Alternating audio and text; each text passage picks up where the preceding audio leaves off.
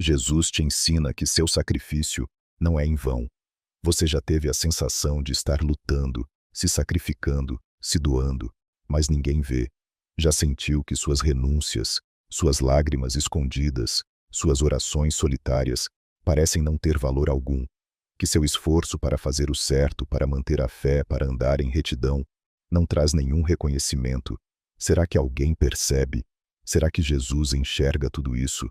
E se eu te dissesse que o céu está atento a cada passo silencioso seu, que existe um olhar divino que observa cada renúncia, cada esforço que você faz para permanecer firme, e que nada disso passa despercebido? Que Jesus, com os olhos como chama de fogo, contempla até os sacrifícios que você mesmo já esqueceu. E mais, que há um propósito poderoso por trás de tudo isso, e que seu sacrifício nunca foi em vão. Sim, pode parecer que suas lágrimas foram derramadas no escuro, que ninguém sabe o quanto você abriu mão, o quanto doeu, o quanto custou. Mas hoje Jesus quer te ensinar algo que pode mudar completamente a forma como você vê sua própria jornada. O sacrifício do justo jamais é ignorado pelo céu. Neste vídeo você vai descobrir verdades profundas, escondidas nas Escrituras, sobre o valor do seu sofrimento, das suas escolhas difíceis, das batalhas que você enfrenta calado. E mais importante, vai perceber que Jesus, o próprio Cordeiro que se entregou por amor, é o maior exemplo de que sacrifícios, por mais dolorosos que sejam, geram propósitos eternos. Talvez você esteja vivendo agora um tempo de perda. Talvez esteja renunciando a algo que ama por obediência a Deus. Talvez esteja dizendo não a um caminho mais fácil, mas errado. Ou talvez esteja apenas tentando sobreviver à dor de uma vida que você não escolheu.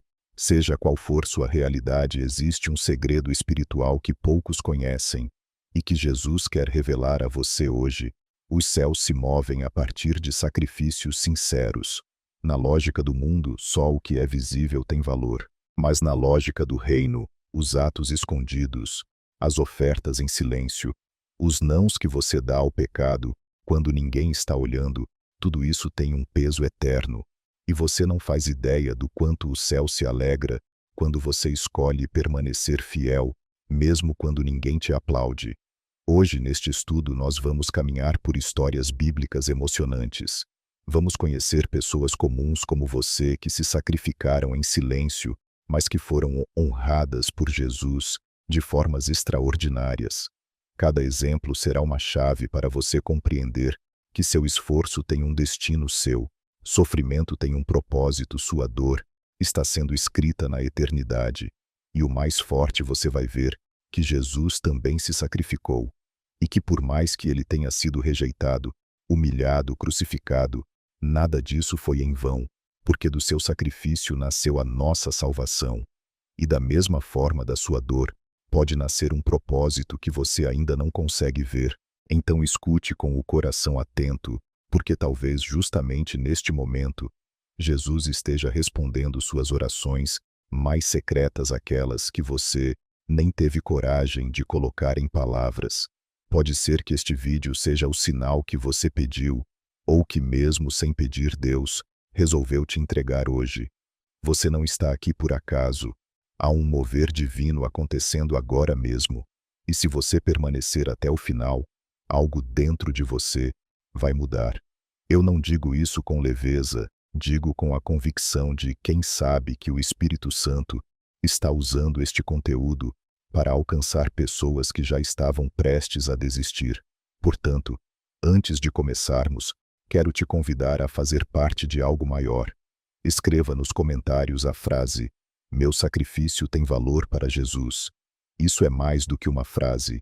É um ato profético. É uma forma de você declarar publicamente sua fé e seu compromisso com aquele que nunca te abandonou. Aproveite também para curtir este vídeo. Quando você faz isso, o YouTube entende que este conteúdo é importante e passa a mostrá-lo para outras pessoas que estão precisando ouvir exatamente essa mensagem. Sim, você pode ser um canal de bênção agora, um evangelista digital, um mensageiro do céu. E se você já fez isso, parabéns. Isso mostra que você leva a sério sua fé, que você entende que cada gesto, por menor que pareça, tem peso espiritual. Afinal, são os pequenos sacrifícios diários que constroem os grandes milagres. Agora, se ainda não é inscrito neste canal, eu preciso te dizer uma verdade. Existem milhares de pessoas que encontram aqui apoio espiritual, uma direção bíblica, uma palavra viva, porque infelizmente nem todos têm uma igreja próxima ou alguém para orar por eles. Este canal é uma casa de refúgio para muitos. E se você quer fazer parte disso, inscreva-se agora. Faça parte desta família de fé. A cada novo vídeo, trazemos um estudo bíblico profundo, com base na palavra, mas sempre com o coração voltado para quem está sofrendo. Porque Jesus veio para os cansados, para os que choram, para os que estão feridos. E se é assim que você está hoje, então este lugar é para você. Por isso, antes de começarmos, comente também: paz em Cristo. Esta é a frase que todos escrevemos antes de cada estudo, como um sinal de comunhão, de unidade, de que estamos juntos nessa caminhada. E quem comenta paz em Cristo sempre recebe paz no coração, pode acreditar. E preste atenção, à penúltima mensagem deste estudo pode conter a chave que faltava para desbloquear uma bênção na sua vida. É como uma porta escondida nas entrelinhas, e só quem chega até lá poderá atravessá-la. Agora sim, prepare o seu coração, porque nos próximos minutos você não vai apenas ouvir histórias da Bíblia, você vai se enxergar nelas, vai perceber que Jesus sempre esteve ao seu lado, até mesmo nos momentos em que você achava que ele estava em silêncio. Vamos começar essa jornada, porque Jesus está prestes a te ensinar algo que pode mudar tudo. Seu sacrifício não é em vão. Mulher do fluxo de sangue. Durante 12 longos anos ela sangrou. Não era apenas um fluxo físico, era uma hemorragia de dignidade, de esperança, de valor diante da sociedade. Esta mulher que a Bíblia não nomeia, mas cujo sofrimento ecoa em milhões de corações até hoje, representa o sacrifício silencioso de tantos que lutam por dentro, enquanto o mundo os ignora por fora. Ela perdeu tudo tentando ser curada, seus bens, sua força, sua paz. E mesmo assim, ela não desistiu. Imagine o que era viver naquela época com uma enfermidade assim. Pela lei judaica, ela era considerada impura. Não podia tocar ninguém. Não podia entrar no templo. Não podia ser tocada. Era aos olhos de todos invisível. Sua dor era motivo de exclusão. Seu corpo um lembrete constante de que ela não era bem-vinda. Ela sacrificou sua vida social, sua liberdade, sua própria identidade como mulher. Mas ela continuou crendo, e então ela ouviu falar de Jesus. Não foi um convite pessoal, não foi uma revelação direta, foi apenas um rumor, um eco distante da esperança.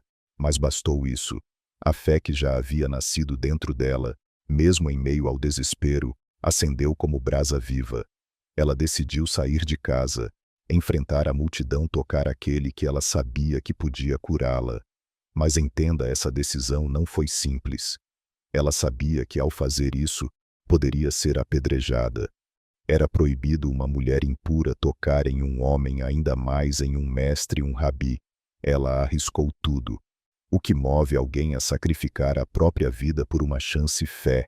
Fé pura, fé desesperada, fé que já ultrapassou os limites da lógica. Essa mulher não buscava aplauso, não buscava holofote. Ela só queria ser curada. Ela só queria parar de sangrar. Quantas vezes nós também estamos assim, sangrando por dentro, perdendo a vida aos poucos. E tudo o que queremos é tocar Jesus, mesmo que seja em segredo, mesmo que ninguém veja. Ela não tocou no corpo dele, não segurou sua mão, não chamou pelo nome, ela apenas tocou na orla do seu manto. E isso foi suficiente. O texto diz que imediatamente o fluxo de sangue cessou. Aquilo que por anos parecia incurável foi interrompido em um instante, porque um simples toque de fé move o céu. Mas há algo mais profundo aqui. Jesus para num mar de pessoas, num fluxo constante de multidão. Ele para e pergunta: quem me tocou? Os discípulos acham estranho.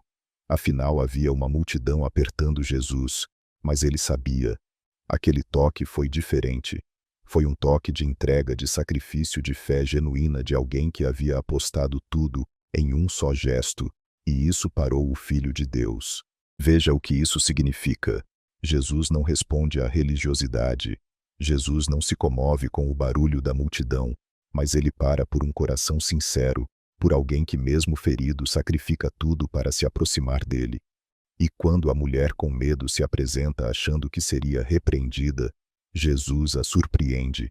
Ele diz: Filha, a tua fé te salvou. Vai em paz e fica livre do teu mal. Que declaração! Ele não apenas cura seu corpo, ele restaura sua identidade. Ele a chama de filha. Depois de anos sendo considerada impura, rejeitada, marginalizada, ela é reconhecida como filha do rei. O sacrifício dela não foi ignorado, pelo contrário, foi celebrado. Talvez você também esteja sangrando por dentro. Talvez ninguém veja as suas feridas. Talvez você tenha se acostumado com a dor, com a exclusão, com a vergonha. Mas escute, Jesus vê, Jesus chama, e mais do que isso, ele cura, ele restaura, ele honra. O que essa mulher fez foi um sacrifício de coragem. Ela não teve garantias, mas ela teve fé. E esse é o convite de hoje, para você mesmo, com medo mesmo, sem força mesmo, sem certeza, toque em Jesus, nem que seja na orla do manto. Seu sacrifício será notado, sua dor será tratada, sua história será transformada. E talvez o céu esteja te dizendo agora: filho, filha, eu vi tudo, eu senti o teu toque, eu conheço o teu sacrifício, e nada disso foi em vão. O sacrifício de Ana. Ela chorava. Ano após ano, Ana subia ao templo, levava sua oferta, fazia tudo conforme a tradição, mas seu ventre continuava vazio, sua casa era cheia de zombaria, e sua alma cheia de dor. Penina, a outra mulher de Elcana, a provocava constantemente por causa disso. Para a cultura da época, uma mulher estéril era vista como alguém rejeitada por Deus. Uma mulher sem filhos era uma mulher sem propósito. Ana carregava sobre si não apenas a dor da espera, mas o peso da vergonha. Mas ela não desistiu. Ana poderia ter aceitado aquela condição como definitiva, poderia ter endurecido o coração, poderia ter se revoltado com Deus, poderia ter parado de orar, mas não. Ana escolheu o caminho do sacrifício. Ela decidiu que mesmo em lágrimas continuaria subindo à casa do Senhor, mesmo humilhada continuaria ofertando, mesmo sem entender continuaria confiando. Esse é o tipo de sacrifício que poucos enxergam. Não é um sacrifício de sangue, nem de bens materiais. É o sacrifício de continuar esperando, de não desistir da promessa, mesmo quando os anos passam e nada muda. Ana representa todos aqueles que vivem um luto silencioso, o luto do sonho, que ainda não nasceu à espera de algo que parece nunca chegar. Um dia no templo, Ana não aguentou mais.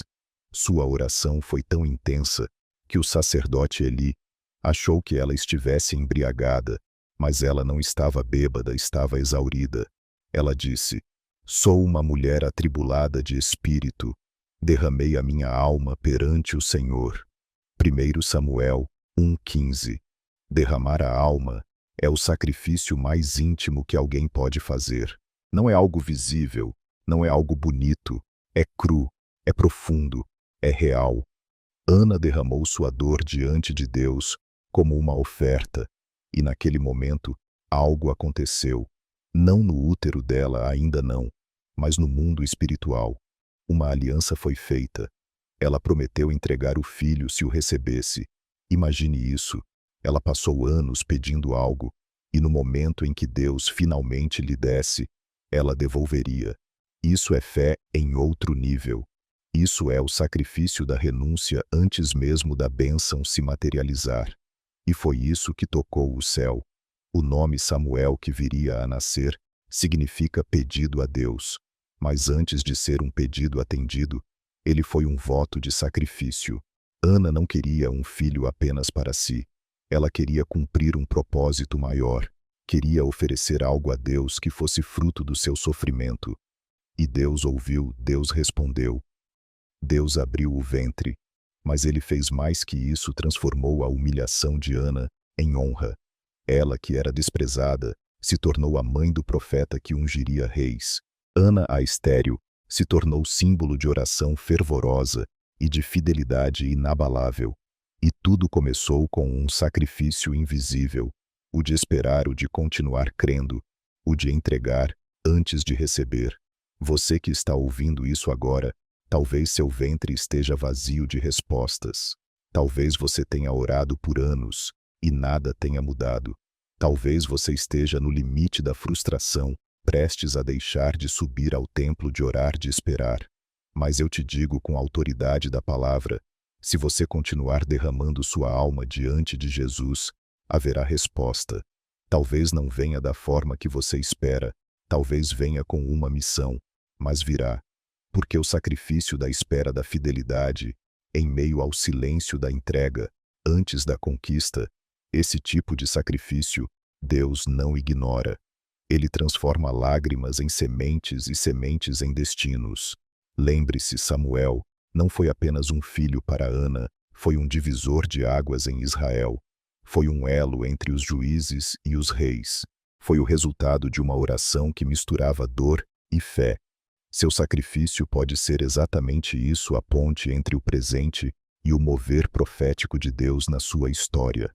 Não despreze os anos de espera. Não despreze suas orações sussurradas.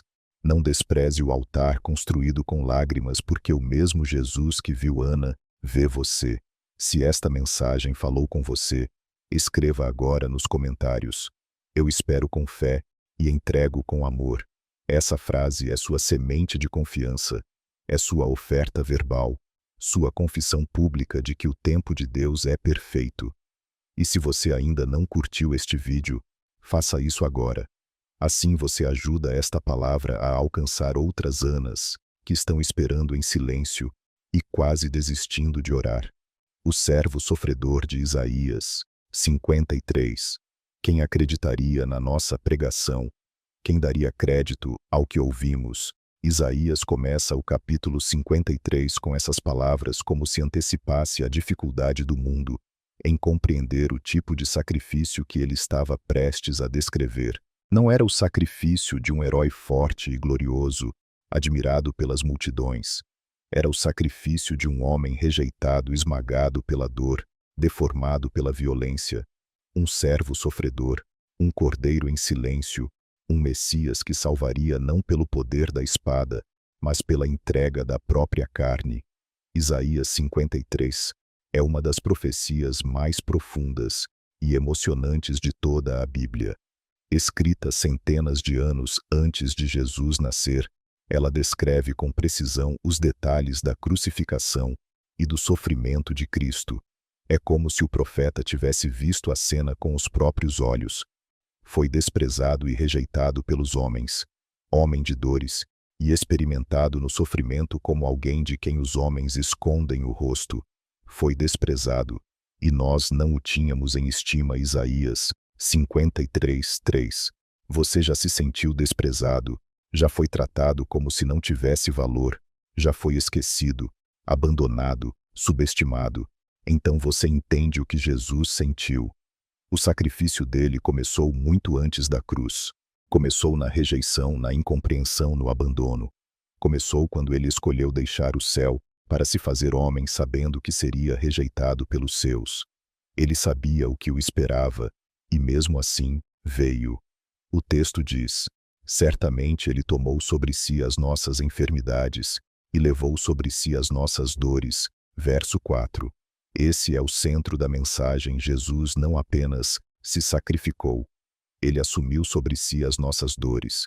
O que era seu, ele tomou sua culpa, sua vergonha, sua ferida, sua condenação.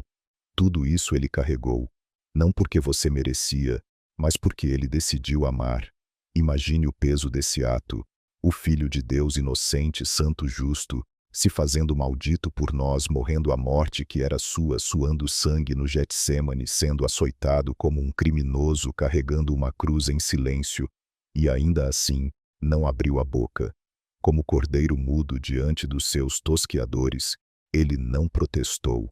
Esse é o sacrifício mais profundo já realizado na história da humanidade. Um sacrifício voluntário silencioso, sangrento. E por quê? Porque ele viu você, ele viu seus pecados, sua miséria, sua distância, e não se conformou em te perder. O amor dele foi tão grande, tão intenso, tão absoluto, que suportou tudo para te alcançar. E aqui está a revelação: se o sacrifício de Jesus não foi em vão, então o seu também não será. Ele te mostra que a dor suportada por amor gera vida, que a entrega silenciosa gera salvação, que os momentos de humilhação carregam sementes de glória. Quando você sofre por obedecer, quando renuncia por amor, quando entrega o que mais ama por causa do reino, você está se parecendo com Cristo. Você está reproduzindo o exemplo do servo sofredor. E isso diante dos céus tem um valor eterno. Muitos acham que seguir a Jesus é apenas receber bênçãos, mas o verdadeiro evangelho também envolve cruz. Envolve negar a si mesmo, envolve suportar acusações críticas, rejeições. E cada lágrima derramada nesse processo se torna diante de Deus um memorial, porque não há dor na presença de Cristo que seja desperdiçada. No final do capítulo, Isaías declara: ele verá o fruto do seu penoso trabalho e ficará satisfeito. Verso 11. Sabe o que isso significa?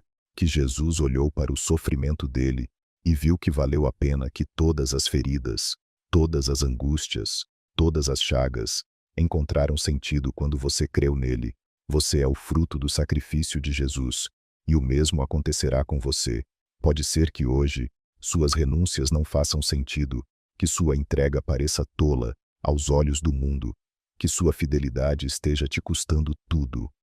Mas haverá um dia em que você verá o fruto do seu sacrifício e ficará satisfeito, porque quem caminha com o servo sofredor também participa da sua glória. Quem se une a ele no sofrimento será exaltado com ele na eternidade. O jovem rico e o sacrifício que ele não quis fazer. Ele chegou correndo de joelhos com sinceridade nos olhos e reverência no coração.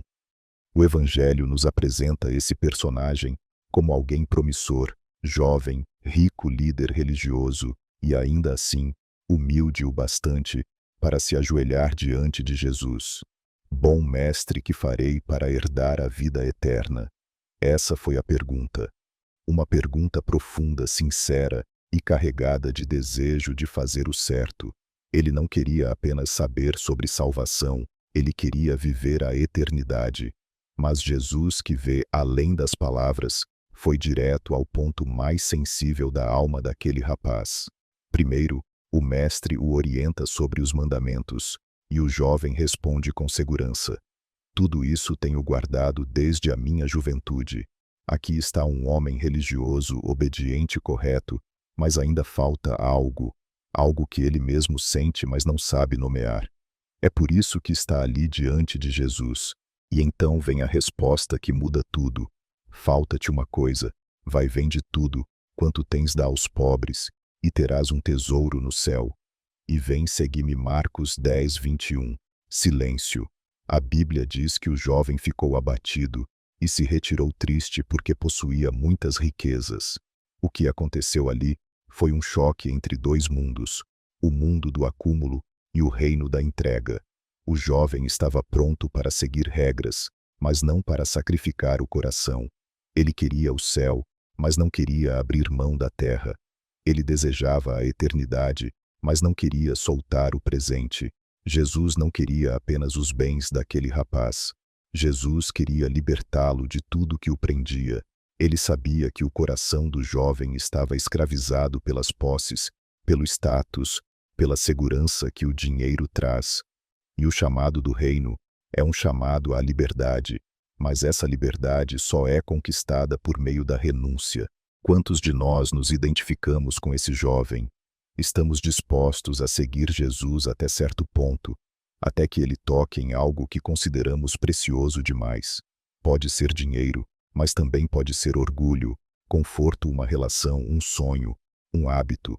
O que Jesus nos pede Não é para nos empobrecer, é para nos libertar, para nos ensinar que o verdadeiro tesouro está onde nosso coração repousa. Esse jovem não cometeu nenhum pecado escandaloso, ele apenas recusou o sacrifício e com isso recusou a chance de andar ao lado do Filho de Deus.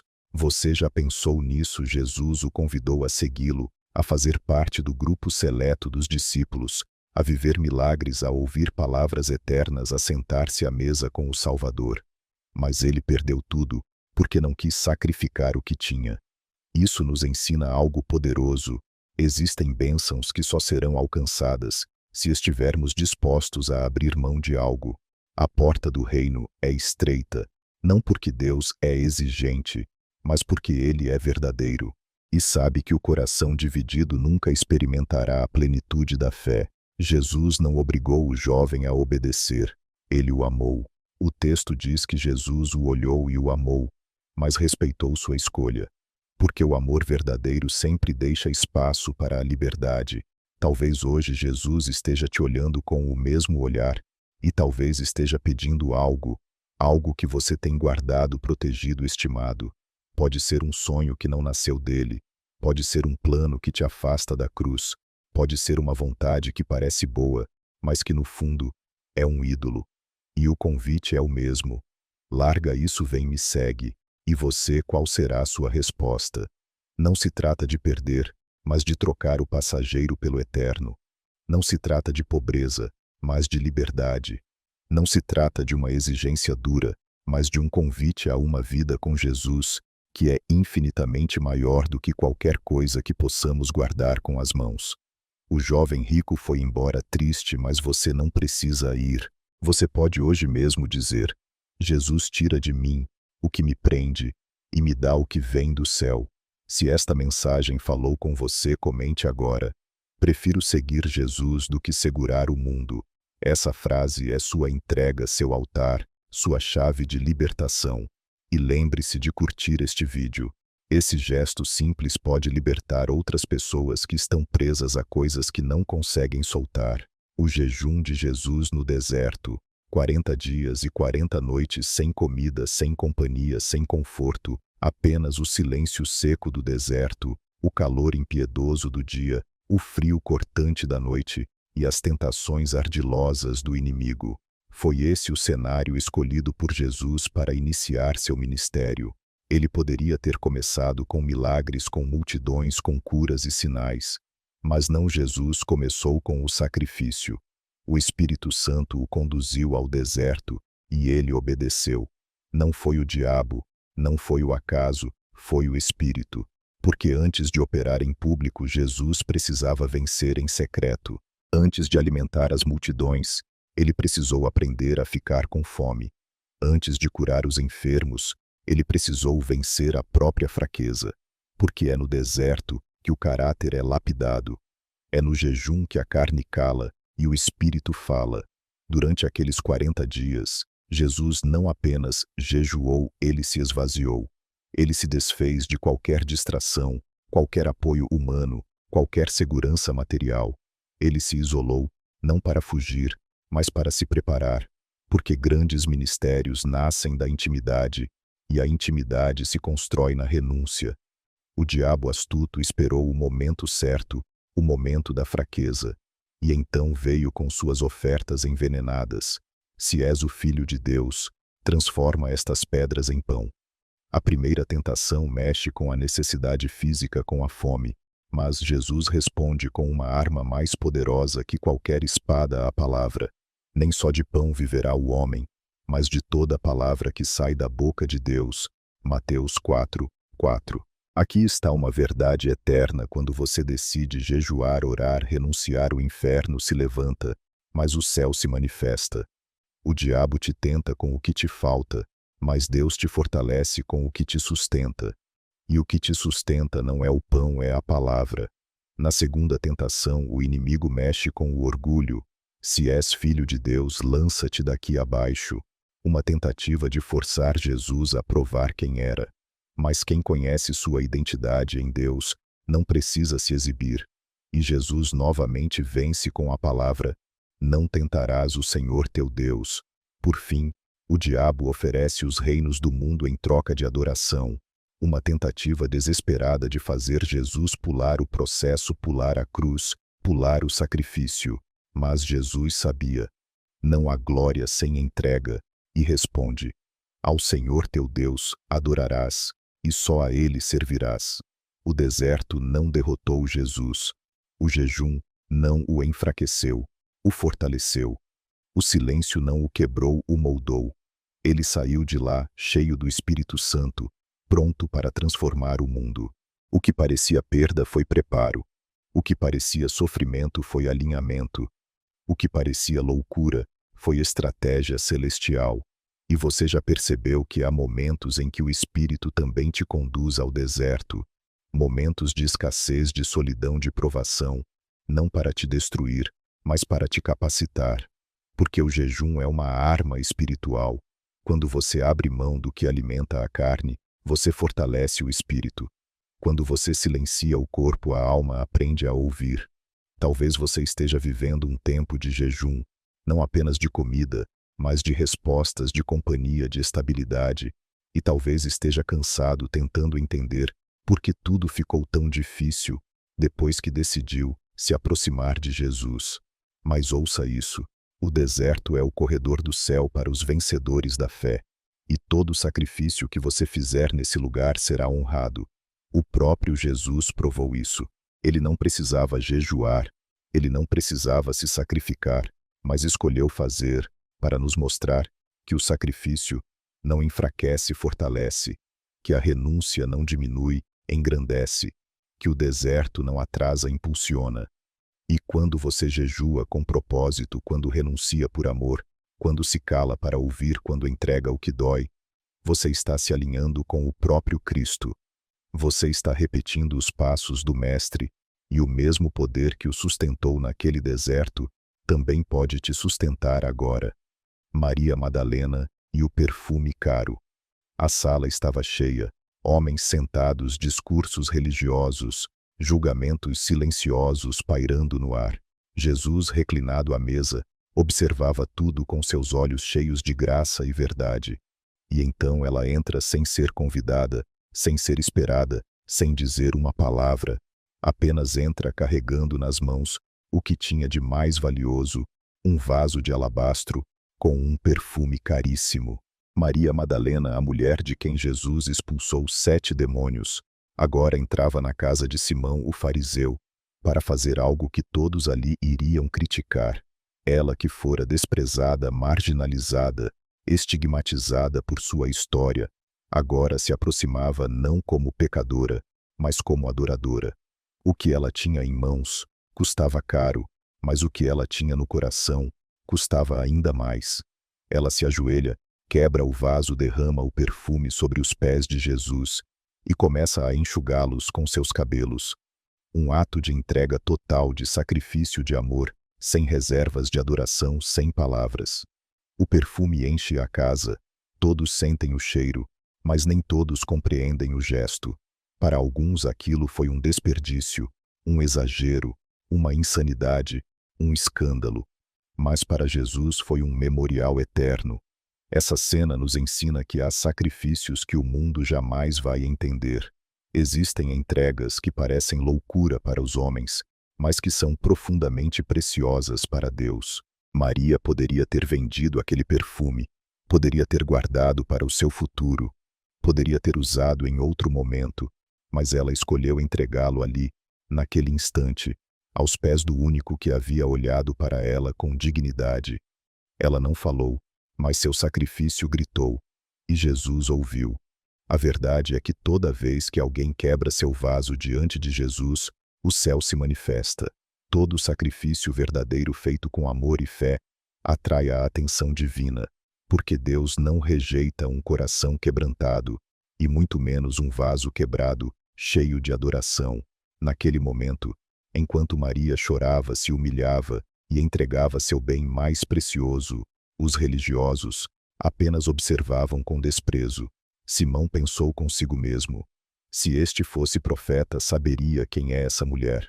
Mas Jesus, conhecendo o coração, responde com uma parábola sobre perdão e amor, e então declara: Ela amou muito. Essa é a frase que muda tudo. Ela amou muito. Jesus não viu desperdício, nem escândalo, nem descontrole. Ele viu amor. Amor em forma de perfume, amor em forma de lágrimas, amor em forma de renúncia. E por isso ele declarou: em verdade vos digo que onde for pregado este evangelho em todo o mundo, também o que ela fez será contado para a memória sua. Mateus 26:13. Você entende o poder disso? Uma mulher marcada pelo passado, agora marcada pela eternidade. Seu sacrifício virou memória, sua oferta virou história, seu amor virou lição. Porque quando você entrega a Jesus aquilo que mais te custa, ele transforma isso em algo eterno. E aqui está o ponto central. Quebrar o vaso é fácil. Difícil é quebrar o orgulho. Difícil é se ajoelhar diante de todos. Difícil é enfrentar os olhares. Difícil é se expor, se humilhar, se derramar. Mas é exatamente isso que Jesus espera adoradores em espírito e em verdade, que não adoram apenas com palavras bonitas, mas com atitudes que vêm da alma, com sacrifícios que exalam verdade. Talvez hoje Jesus esteja te chamando para um ato parecido. Talvez você precise quebrar um vaso.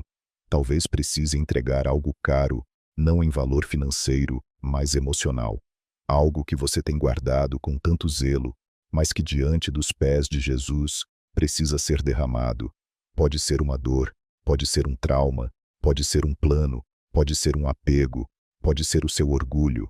Maria Madalena nos ensina que quem mais foi perdoado, mais ama, e quem mais ama, mais entrega, e quem entrega jamais será esquecido. Se esta mensagem tocou seu coração, comente agora: eu quebro meu vaso aos pés de Jesus. Essa frase é sua confissão de entrega, seu ato de adoração, sua memória diante dos céus. E lembre-se de curtir este vídeo. Esse gesto simples pode levar esta mensagem a outros corações prontos para se derramar aos pés do Salvador. O sacrifício de tempo na oração. Entre multidões que o apertavam, discípulos que o acompanhavam e necessidades que não paravam de surgir, Jesus tinha um hábito que escapa aos olhos dos apressados. Ele se retirava para orar. Não era uma oração pública. Não era feita para impressionar. Não tinha plateia. Era feita no escuro, na solidão da madrugada, no alto dos montes, em sacrifício de tempo, sono e descanso. Marcos 1:35. Registra com simplicidade, mas com profundidade. De madrugada, ainda escuro, levantou-se, saiu de casa e foi a um lugar deserto, onde orava. Jesus, o Filho de Deus, o Verbo encarnado, o Messias prometido, precisava orar, sim. E não apenas orava, ele sacrificava tempo para isso. Enquanto todos dormiam, ele se levantava. Enquanto todos buscavam conforto, ele buscava conexão. Porque Jesus sabia que sem comunhão com o Pai, não existe autoridade verdadeira. O tempo é um dos nossos bens mais preciosos, e por isso sacrificá-lo é uma das formas mais puras de adoração. Quando você decide levantar mais cedo, ou dormir mais tarde para orar, você está dizendo ao céu: Senhor, Tu és mais importante que meu sono, mais essencial que meu descanso, mais necessário que meu ritmo. Essa escolha muda tudo. Em Lucas 6:12, lemos que Jesus passou a noite inteira orando antes de escolher os 12 apóstolos. Antes de tomar uma decisão importante, ele sacrificava tempo em oração. Quantas vezes nós tomamos decisões sem consultar o céu e depois colhemos os frutos amargos de escolhas apressadas? Mas o exemplo de Jesus nos chama a outro caminho, o caminho da dependência total. E essa dependência se expressa na oração que custa tempo. Não é a oração repetitiva automática por obrigação. É a oração da intimidade, da presença, do derramar do silêncio, que escuta do tempo que parece desperdiçado aos olhos do mundo, mas que está construindo eternidade. Talvez você pense que não tem tempo para orar, mas a verdade é que todos temos tempo. A diferença está no que escolhemos priorizar. Jesus estava cercado de necessidades curas multidões, discípulos, oposição, missões, e mesmo assim, priorizava a oração, porque entendia que tudo o mais nasce dela. Se o próprio Jesus precisou sacrificar tempo para estar com o Pai, quanto mais nós, e não pense que ele orava apenas quando tudo estava bem. No Getsêmani, poucas horas antes da cruz, Jesus suou sangue enquanto orava. Ele pediu aos discípulos que orassem com ele, mas eles dormiram. E isso nos revela uma verdade dolorosa: nem sempre haverá alguém para te acompanhar na oração. Às vezes o sacrifício será solitário, mas é ali naquele lugar onde ninguém vê que o céu começa a se mover. Jesus saiu das madrugadas de oração para andar sobre as águas, multiplicar pães, expulsar demônios, curar enfermos e calar tempestades. A autoridade pública dele nascia da intimidade privada. O poder visível brotava da conexão invisível com o Pai. Se você quer ver milagres, transformação, direção, então precisa aprender a sacrificar tempo na oração, não como uma obrigação, mas como um ato de amor. Porque o tempo que você entrega para Deus jamais será desperdiçado. Ele volta para você em forma de paz, discernimento, força, sabedoria, renovo. Talvez hoje o Senhor esteja te chamando de volta para o lugar secreto. Talvez Ele esteja dizendo: eu sinto sua falta, tenho segredos para te revelar, mas só revelo para quem sacrifica tempo para estar comigo. O mundo vive no ritmo da pressa, mas o reino se move no ritmo da oração. E se você deseja andar com Jesus, precisa aprender a parar para ouvi-lo. Abraão e Isaque no Monte Moriá. Imagine ouvir diretamente de Deus uma ordem que parece contradizer tudo o que você conhece sobre ele. Imagine ter esperado por uma promessa por décadas, e quando finalmente ela se cumpre, Deus pede que você a entregue de volta. É exatamente isso que acontece com Abraão. Deus havia prometido um filho mesmo quando Abraão e Sara já eram avançados em idade. Depois de muitos anos de espera, lágrimas e até erros de percurso, nasce Isaque, o filho da promessa, o riso da casa, o símbolo vivo da fidelidade de Deus. Mas então, Deus pede o impensável: toma agora o teu filho, o teu único filho, Isaque, a quem amas, e vai à terra. De Moriá oferece-o ali em holocausto. Gênesis 22:2. O texto é direto, mas o peso espiritual por trás dessas palavras é imensurável. Deus não está pedindo algo qualquer, Ele está pedindo tudo: o riso, a promessa, o futuro, o sonho realizado. Deus está pedindo o coração de Abraão, envolto na figura de Isaque, e Abraão obedece sem questionar, sem reclamar, sem atrasar. No dia seguinte de madrugada, ele levanta-se e parte rumo ao lugar do sacrifício. Aqui está um dos maiores atos de fé e obediência da história bíblica. Abraão está nos ensinando que fé verdadeira não é medida pelo que acreditamos, mas pelo que estamos dispostos a entregar. Durante a subida ao monte, Isaque pergunta: Pai, temos o fogo e a lenha, mas onde está o cordeiro para o holocausto? E Abraão responde com uma das declarações mais proféticas de toda a Escritura: Deus proverá para si o cordeiro. Ele ainda não sabia o que iria acontecer no alto daquele monte. Ele não sabia como Deus agiria, mas ele confiava. Porque quando você já viu Deus operar o impossível uma vez, você aprende a crer mesmo no escuro. Abraão não subiu para matar um filho, subiu para confiar em Deus. No momento exato em que ergue o cutelo para sacrificar Isaque, a voz do céu ecoa: Abraão, Abraão, não estendas a tua mão sobre o rapaz. E então um carneiro preso pelos chifres num arbusto aparece. Deus havia providenciado o substituto. O monte que era para ser palco de dor se torna lugar de revelação. O altar que seria de perda se torna altar de provisão. E o nome dado àquele lugar, e até hoje, é Jeová Jiré. O Senhor proverá. Essa história nos ensina uma verdade poderosa. Os maiores milagres estão escondidos atrás dos maiores sacrifícios. Quando você entrega o que tem de mais precioso, não perde você. Abre espaço para o sobrenatural de Deus, porque o céu não resiste a um altar verdadeiro. E o que é um altar? É um lugar onde se coloca algo vivo, para que morra, onde se sobe com esperança e desce com provisão, onde se entrega em lágrimas e se volta em riso. Talvez hoje, Deus esteja te pedindo algo que parece difícil demais, uma entrega que dói, um sonho que você ama, uma segurança à qual você se agarrou. E você pergunta: Senhor, por quê? E ele responde: porque eu quero que você aprenda a confiar mais em mim do que no que eu te dei. Isaque foi o que Deus deu, mas Jeová Jiré é o que Deus é. Abraão aprendeu que Deus nunca pede algo sem ter algo maior preparado.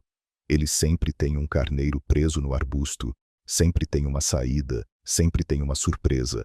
Mas ele só revela isso a quem sobe o monte com fé. E aqui está a verdade que se conecta com a sua vida. Seu sacrifício de hoje pode ser o palco da maior provisão da sua história. Não fuja do altar, não desista na subida, porque há um Deus que observa cada passo seu, e ele se manifestará no tempo certo no alto do monte, quando sua fé estiver totalmente rendida. Se esta mensagem falou com você, comente agora: eu confio no Deus da provisão mesmo quando tudo parece perda. Essa frase é sua entrega, sua subida ao Moriá, sua declaração de fé. E se ainda não curtiu o vídeo, faça isso agora. Pode ser através do seu gesto que alguém encontre coragem para não desistir do que Deus está fazendo no monte da sua vida. Paulo e suas cadeias. Algemado, açoitado, perseguido, preso, caluniado, esquecido. Paulo, o maior missionário da igreja primitiva, não viveu uma trajetória de conforto ou reconhecimento. Ele viveu uma vida de sacrifício constante, de entrega sem reservas, de cadeias que não aprisionavam seu espírito, apenas seu corpo. Ao olharmos para a vida de Paulo, precisamos ser honestos. Ela confronta nosso cristianismo moderno, porque ele não apenas entregou seu passado para seguir Jesus, ele entregou também seu futuro. O apóstolo deixou o status de fariseu respeitado, abriu mão do prestígio, da segurança, do orgulho religioso, para tornar-se servo-escravo por amor missionário de um evangelho que poucos queriam ouvir, mas que ele não podia deixar de pregar. Em Atos 16, vemos uma das cenas mais impressionantes do Novo Testamento. Paulo e Silas presos injustamente no cárcere mais profundo, com os pés no tronco, cantando louvores à meia-noite. Cante isso à meia-noite no escuro, com dores, feridos, acorrentados, e ainda assim louvando. Quem faz isso? Quem canta quando a alma está sangrando? Quem adora quando foi injustiçado? Quem continua confiando quando tudo parece perdido? Paulo e Silas não eram levianos. Eles eram cheios do Espírito Santo e sabiam que o sacrifício que é feito com fé se transforma em semente de milagre. Naquele momento, Deus responde com um terremoto. A cadeia se abre, as correntes se soltam, mas Paulo não foge, ele permanece. Porque seu foco não era a liberdade do corpo, mas a salvação das almas. O carcereiro, impactado por tudo aquilo, se converte. Sua casa é salva. E mais uma vez o sofrimento de Paulo se transforma em colheita eterna. Essa não foi a única vez que ele enfrentou prisões. Em suas cartas, muitas escritas de dentro de calabouços, ele nunca reclamava. Ele falava de graça, de esperança, de fé. Dizia coisas como: estou preso, mas a palavra de Deus não está algemada. 2 Timóteo 2:9. Que nível de maturidade espiritual é esse? Que tipo de sacrifício é esse que, ao invés de gerar frustração, gera poder? Paulo entendeu algo que muitos ainda não compreenderam. As cadeias do corpo não são capazes de aprisionar o propósito de Deus na sua vida. Muitos pensam que, ao se entregarem a Jesus, terão uma vida de facilidades. Mas Paulo é o exemplo de que a verdadeira entrega traz lutas, mas também traz frutos eternos. Ele foi rejeitado pelos seus, enfrentou naufrágios, fome, nudez, perseguições, traições. E ainda assim disse: tenho por certo que as aflições deste tempo presente não se comparam com a glória que em nós há de ser revelada. Romanos 8:18. Esse é o sacrifício que não é em vão. Paulo morreu sem riquezas, sem casa, sem família. Morreu decapitado, mas suas cartas atravessaram séculos. Seus ensinos moldaram igrejas, suas palavras transformaram nações. Porque quem se entrega por completo mesmo nas prisões da vida, será instrumento de Deus para libertar outros. E talvez você esteja hoje vivendo um tempo de cadeias, preso em limitações, em enfermidades, em injustiças, em processos dolorosos que parecem não ter fim. Mas escute com o coração, essas cadeias podem ser o palco da glória de Deus. A sua fidelidade nesse lugar pode gerar salvação para outros. O seu louvor na meia-noite pode romper correntes, não só as suas, mas de muitos ao seu redor. Jesus nunca desperdiça o sofrimento de quem o ama. Ele transforma as prisões em púlpitos, as lágrimas em testemunhos, os calabouços em altares. E se você permanecer, ele usará a sua história como usou a de Paulo, para que o nome dele seja exaltado em toda a terra. O sacrifício de Estevão. Ele não era apóstolo, não era famoso, não escreveu nenhuma carta, não fundou igrejas. Era apenas um servo escolhido para ajudar na distribuição de alimentos às viúvas. Mas estava cheio do Espírito Santo, sabedoria e poder. Seu nome era Estevão, e seu sacrifício silencioso se tornaria a primeira semente de sangue da igreja. Estevão não buscava destaque. Seu ministério era servir. Mas quando Deus encontra um coração disposto, ele mesmo exalta. Estevão começou a operar sinais prodígios e a pregar com ousadia. Sua sabedoria incomodava os religiosos. Seu espírito confrontava os hipócritas, e por isso foi arrastado até o sinédrio, julgado falsamente e condenado à morte. Diante da corte, ele teve a chance de se defender. Poderia ter recuado, se calado, tentado salvar sua vida, mas ele escolheu a verdade, e sua pregação diante dos líderes foi um sermão poderoso, corajoso e cheio de revelação. Ele não atacou, mas expôs, não gritou, mas incendiou corações com a palavra. Ao final, olhando para aqueles homens cegos, em religiosidade, ele declarou: "Vejo os céus abertos e o Filho do Homem em pé, à direita de Deus." Atos 7, 56. Essa frase selou seu destino. A multidão enfurecida o arrastou para fora da cidade e começou a apedrejá-lo. Pedra por pedra, dor por dor, sangue por sangue, Estevão tombava no chão, mas não amaldiçoava, não reclamava, não negava. Ele orava: "Senhor Jesus, recebe o meu espírito." E em seguida: "Senhor, não lhes imputes este pecado." Atos 7, 59 e 60. Essas foram suas últimas palavras, palavras de perdão, palavras de quem entendeu o coração de Jesus, palavras que ecoam até hoje. Estevão foi o primeiro mártir cristão, o primeiro a derramar seu sangue pelo nome de Cristo, e sua morte não foi em vão. Ali diante da cena estava um jovem chamado Saulo, que mais tarde se tornaria Paulo, o maior evangelista do Novo Testamento, o mesmo que levaria o evangelho a povos, nações e reis. Você entende? O sacrifício de Estevão foi a semente que gerou o ministério de Paulo. Um homem que morreu orando por seus assassinos e que pediu ao céu que os perdoasse, foi sem saber o canal pelo qual Deus tocaria o coração do maior perseguidor da igreja. Isso nos ensina algo profundo às vezes. O sacrifício que você faz hoje não é por você, é pela geração que virá. Às vezes a sua dor não é o fim, é o início de um mover. Você pode estar sendo lançado ao chão agora, mas alguém está assistindo, e a glória que está sobre sua vida pode despertar a fé de quem ainda está cego. Estevão não viu os frutos do seu sacrifício em vida, mas o céu viu. E naquele momento Jesus, aquele que está sempre assentado à direita do Pai, se levantou. Ele ficou em pé, porque a morte de um justo é preciosa aos olhos do Senhor. Salmo 116, 15. Jesus ficou em pé para receber Estevão, para honrar aquele que não negou o nome dele mesmo sob pedras, para mostrar que o céu nunca está indiferente ao nosso sacrifício. E você tem vivido pressões, tem sofrido injustamente, tem sido apedrejado por suas escolhas, sua fé, sua fidelidade. Talvez você esteja de pé entre juízes. Talvez esteja sendo caluniado, silenciado, cancelado. Mas se você permanecer fiel, Jesus se levantará por você. O sacrifício de Estevão nos lembra que a vida com Cristo não é sempre sobre vencer nesta terra, é sobre ser fiel até o fim. E às vezes, o maior milagre não é escapar da dor, é atravessá-la com o rosto voltado para o céu. Se esta palavra te tocou, comente agora: mesmo sob pedras eu continuo olhando para o céu.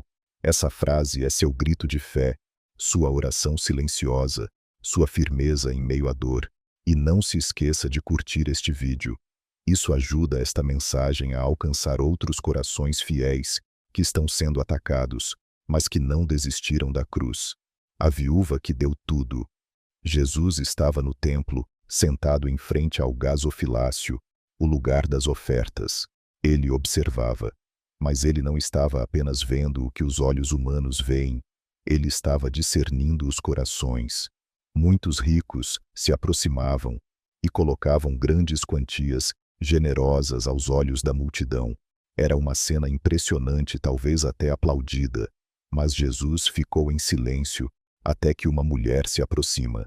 Ela é viúva, não tem marido, provavelmente vive com poucos recursos e deposita 2 pequenas moedas do tipo mais comum da época, algo que financeiramente mal podia ser contado.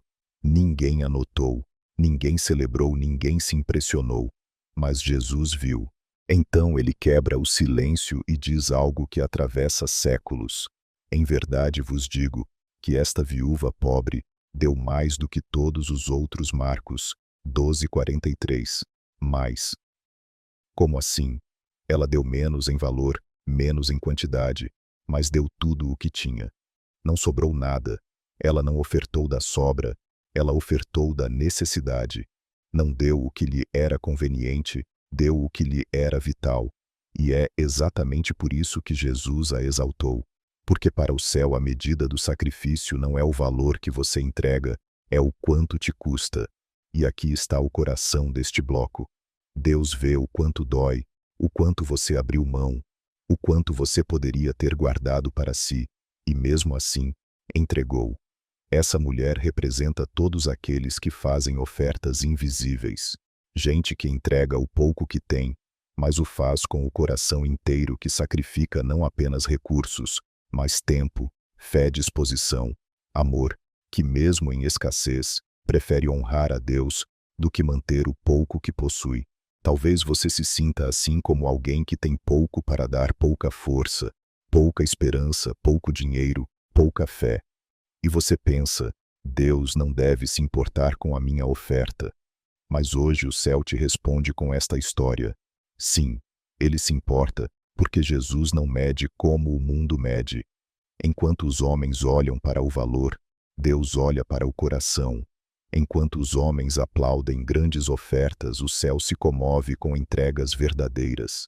Não sabemos o nome dessa viúva, não sabemos onde morava, mas sabemos que sua oferta foi registrada nas Escrituras eternas. Ela deu 2 moedas e ganhou a atenção de Jesus. De todos que estavam ali naquele dia, foi a sua fé que tocou o coração do Mestre. E aqui está algo profundo. Essa mulher confiava que, mesmo dando tudo, não ficaria sem nada. Porque quando você entrega a Deus o que tem, Ele se encarrega de cuidar do que você precisa. O sacrifício dessa viúva é um chamado para nós, um chamado à generosidade verdadeira, à confiança radical, ao desprendimento do que nos dá segurança. Porque o verdadeiro sacrifício não é dar o que sobra, é dar o que sustenta. Talvez o seu pouco seja tudo o que você tem. Talvez seja o tempo de oração que você oferece mesmo cansado, o louvor que você canta mesmo em meio à dor, a visita que você faz mesmo sem forças, o perdão que você libera mesmo ferido. E talvez ninguém veja, mas Jesus vê, e mais do que ver, Ele honra, Ele registra, Ele transforma. O altar da viúva era invisível para os homens, mas diante do céu. E o seu também pode ser. O sacrifício de Moisés. Moisés cresceu no palácio de Faraó, foi criado como príncipe, tinha acesso ao luxo, ao conhecimento, à autoridade, era tratado com honra e vivia cercado de conforto. Tudo o que muitos sonhavam conquistar ele já possuía, mas havia algo dentro dele que o inquietava, algo que o impedia de se conformar com aquela vida de privilégios. Ele sabia quem era, sabia que era hebreu, sabia que pertencia ao povo escravizado e não à elite opressora. E é aqui que começa um dos sacrifícios mais profundos da Bíblia. Hebreus 11, 24 diz: pela fé Moisés, sendo já grande, recusou ser chamado filho da filha de Faraó, preferindo ser maltratado com o povo de Deus, a usufruir os prazeres transitórios do pecado. Moisés abriu mão do conforto para assumir sua verdadeira identidade. Ele escolheu sofrer com o povo de Deus, ao invés de continuar fingindo ser alguém que não era. Ele trocou o trono pela tenda, o banquete pela missão, a glória humana pela obediência divina, e isso custou caro. Ele perdeu sua posição, foi rejeitado por Faraó, tornou-se fugitivo, viveu por anos no anonimato pastoreando ovelhas no deserto. Um príncipe que se tornou pastor, um homem formado na melhor educação do Egito, agora esquecido no silêncio da areia. Mas o céu não esqueceu de Moisés, porque todo sacrifício feito por obediência ao chamado de Deus será no tempo certo recompensado com um propósito eterno.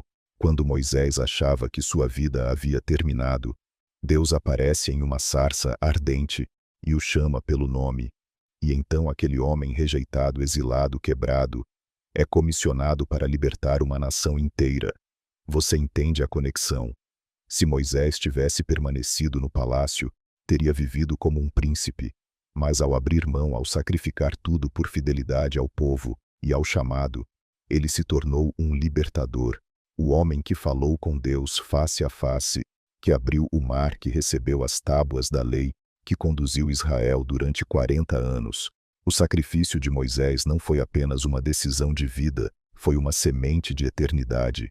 E essa história toca a sua vida hoje, porque talvez você também tenha sido chamado para abrir mão de algo, de uma posição, de um conforto, de um caminho mais fácil.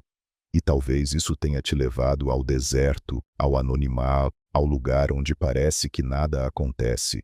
Mas escute, o Deus da sarça ainda chama, ainda aparece no meio do fogo, ainda sussurra nomes esquecidos, ainda levanta líderes entre os pastores do deserto, ainda transforma sacrifícios em propósitos.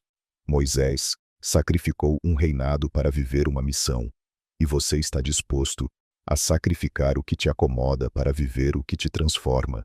Sacrifício é sempre renúncia com esperança. E quando essa renúncia é feita por amor a Deus, ela se transforma em chamado, em destino, em milagre. Moisés não voltou ao Egito como o mesmo homem que saiu. Ele voltou com o cajado de autoridade, com a unção do céu, com o respaldo do Deus Eu Sou. E se você permanecer fiel no tempo da renúncia, o mesmo Deus vai te levantar no tempo da missão. Se esta palavra falou com você, comente agora: prefiro o deserto com Deus do que o palácio sem propósito. Essa frase é sua aliança com o chamado, sua decisão de andar com Deus, mesmo quando isso exige sacrifícios. E se ainda não curtiu o vídeo, faça isso agora. Sua atitude pode acender a sarça no coração de alguém que está pensando em desistir da sua missão. O bom samaritano. Um homem descia de Jerusalém para Jericó. No caminho foi atacado por ladrões, espancado, despido e deixado à beira da morte. Enquanto agonizava no chão, 2 religiosos passaram por ele, um sacerdote e um levita. Ambos olharam e seguiram adiante. Gente que conhecia a lei, mas não conhecia o amor. Gente que sabia de cor os mandamentos, mas havia esquecido o principal: amarás o teu próximo como a ti mesmo. Mas então um samaritano, um estrangeiro desprezado pelos judeus, passa pelo mesmo caminho, e ao ver o homem caído, se compadece. Ele se aproxima, trata das feridas, coloca o homem sobre o seu animal, o leva até uma hospedaria, cuida dele durante a noite, e ao partir ainda deixa dinheiro para que os cuidados continuem. E promete: se você gastar mais com ele, eu te pagarei na volta. Lucas 10:35. Esse é o verdadeiro retrato do sacrifício.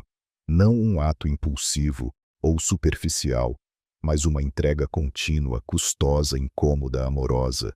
O samaritano sacrificou tempo, conforto, segurança, recursos e expectativas pessoais. Ele estava a caminho de algum lugar, ele tinha seus próprios planos, mas interrompeu tudo, porque alguém precisava de ajuda. Esse é o coração de Jesus. Essa parábola é mais do que uma lição moral. Ela é um espelho para a nossa fé, porque o verdadeiro cristianismo exige interrupções, exige que desçamos do nosso cavalo, que abramos mão da pressa, que paremos para olhar nos olhos dos que estão caídos, que sintamos a dor dos outros como se fosse nossa. O bom samaritano nos ensina que sacrifício não é apenas aquilo que entregamos no altar, mas aquilo que entregamos na estrada da vida. É o cuidado com o ferido, a ajuda ao necessitado, o gesto inesperado de bondade, o amor que ultrapassa as barreiras da religião, da cultura, da rotina. Jesus termina essa parábola com uma pergunta: qual destes três te parece ter sido o próximo do homem que caiu nas mãos dos salteadores? E a resposta é clara: o que usou de misericórdia para com ele. Então Jesus diz: vai e faz da mesma maneira. Lucas 10:36-37. Essa é a convocação para todos nós: sacrificar nosso conforto para sermos resposta para alguém. O bom samaritano não salvou o mundo, mas salvou um homem. E isso foi suficiente, porque um gesto de compaixão pode mudar um destino. Quantas vezes passamos por pessoas caídas fisicamente, emocionalmente, espiritualmente, e seguimos em frente, por estarmos ocupados demais, cansados demais, desconfiados demais. E se, como o sacerdote e o levita, estivermos perdendo a chance de viver o verdadeiro evangelho? O bom samaritano é uma parábola, mas também é um retrato de Jesus. Ele viu a humanidade ferida, caída, abandonada, e não passou de largo. Ele desceu do céu, se aproximou, tratou das feridas, nos carregou, pagou o preço e prometeu voltar. Ele é o bom samaritano eterno, e se queremos ser parecidos com ele, precisamos estar dispostos a sacrificar, a parar, a cuidar, a amar, não quando é fácil, mas justamente quando é inconveniente. É nesse tipo de sacrifício que o reino se manifesta. Os discípulos que deixaram tudo. Jesus caminhava pela beira do mar da Galileia. Homens simples lançavam suas redes, cuidavam de seus barcos, faziam o que aprenderam desde a infância. Eram pescadores, trabalhadores, gente comum. E então o extraordinário aconteceu. Vinde após mim, e eu vos farei pescadores de homens. Mateus 4:19. Não houve longos discursos, nenhuma promessa de riquezas, nenhuma explicação detalhada, apenas um chamado, uma frase, uma proposta que mais parecia um enigma, mas foi o suficiente, porque algo na voz de Jesus carregava autoridade, algo no olhar dele fazia o mundo parar. E o que os discípulos fizeram? Deixaram tudo: as redes, os barcos, as famílias, os sonhos antigos, o conforto da rotina. Eles sacrificaram suas certezas para seguir aquele que prometia apenas transformação. Essa é uma das imagens mais puras do discipulado. Jesus não prometeu estabilidade, não ofereceu riquezas, não garantiu aplausos. Pelo contrário, ele os levou por desertos, tempestades, perseguições, mas também os levou a conhecer o coração do Pai, o poder do reino e o valor da eternidade. Pedro, André, Tiago, João, todos largaram algo, e ao longo do tempo, Jesus chamou muitos outros: Mateus, que deixou a coletoria de impostos, Simão, o Zelote, até Judas Iscariotes, que teve a chance de caminhar ao lado da verdade. Todos foram chamados, e todos tiveram que sacrificar, porque seguir Jesus exige renúncia, e não uma renúncia teórica, mas real. Quantos de nós queremos segui-lo, sem soltar as redes? Quantos ainda querem caminhar com ele, carregando barcos antigos, laços que nos prendem, costumes que nos limitam? O discipulado verdadeiro começa com uma pergunta simples: O que estou disposto a deixar para andar com Jesus? Os discípulos sabiam pescar, era sua zona de conforto. Mas Jesus não queria apenas pescadores de peixes, ele queria transformadores de vidas. Só que esse tipo de transformação só acontece quando estamos dispostos a largar o que somos para viver o que ele é. A caminhada com Jesus exigiu deles noites sem teto, fome, perseguição, abandono, mas também lhes deu poder sobre demônios, autoridade para curar e uma intimidade com o céu que nenhum livro poderia ensinar. Eles viram o impossível acontecer porque estavam dispostos a sacrificar o visível por aquilo que só se vê com os olhos da fé, e mesmo com falhas como Pedro que o negou, ou Tomé que duvidou, Jesus nunca desistiu deles porque ele sabia: quem sacrifica tudo por amor um dia será usado por amor. Aqueles homens simples se tornaram colunas da igreja. Seus nomes ecoam até hoje. Suas histórias transformam nações. Tudo porque disseram sim e deixaram tudo. E você, o que ainda te prende? Que barco precisa ser abandonado? Que rede precisa ser deixada na areia para que você possa seguir o chamado? O Evangelho é um convite radical. Ou você larga tudo para seguir Jesus, ou continua preso a tudo sem ele. Se essa mensagem falou com você, comente agora: eu deixo tudo para seguir o meu Salvador. Essa frase é sua resposta ao chamado, sua renúncia, sua declaração de entrega. E se ainda não curtiu este vídeo, faça isso agora. Esse gesto simples pode levar o chamado de Jesus a outras pessoas que ainda estão presas às suas redes. José do Egito. Ele sonhava alto. Era jovem, cheio de esperança, amado por seu pai, revestido com uma túnica colorida que simbolizava carinho e distinção. Mas os sonhos de José, ao invés de serem celebrados, foram motivo de ódio.